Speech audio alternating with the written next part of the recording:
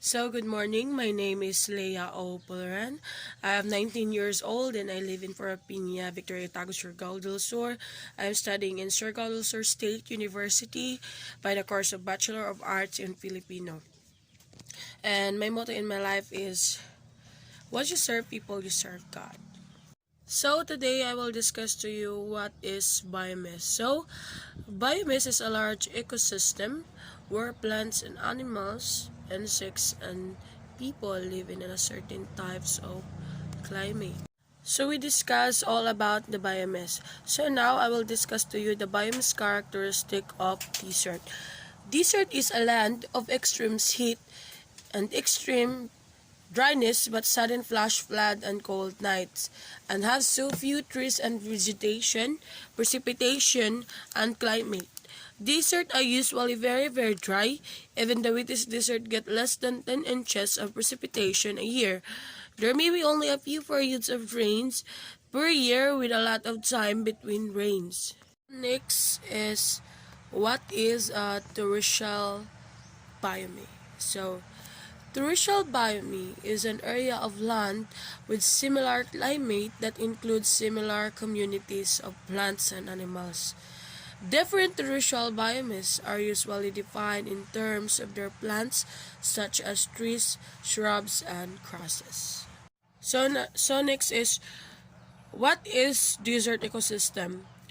Desert ecosystem is defined by interaction between organisms, the climate in which they live, and the other non-living influences on the habitat.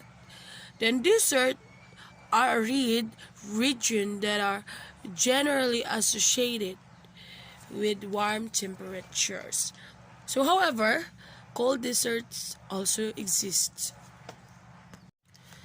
Desert is a barren area of landscape where little precipitation occurs and consequently living conditions are hostile for plant and animal life.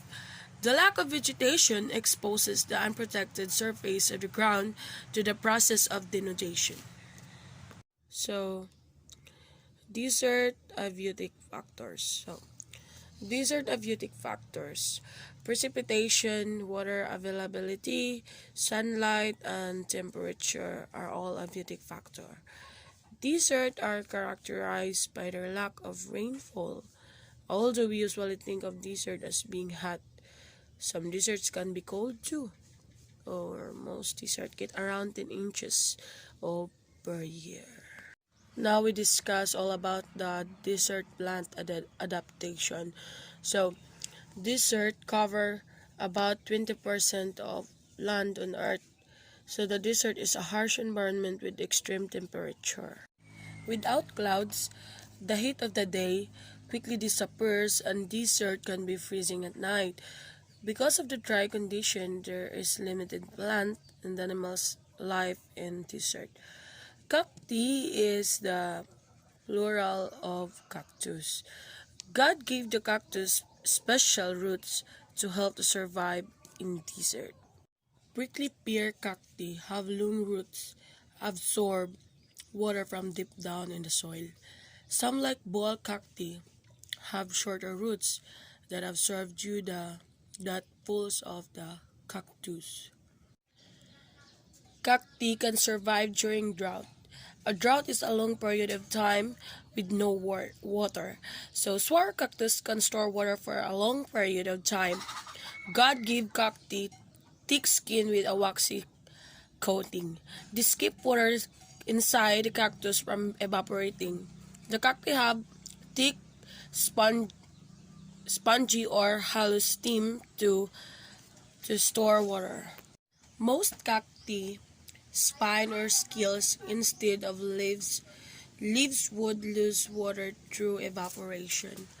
The spines protect the cactus from animals that would like to eat the cactus to obtain food and water. Cacti produce flowers in a short time. In the spring later, they grow seed-bearing fruit and buds spread cacti pollen as well as some of insects that live in the desert. So we proceed in desert animal adaptation. So first animal is camel. Camel are nicknamed as shape of the desert because they travel well in hot or dry conditions. Arabian or dromedary camels have one hump.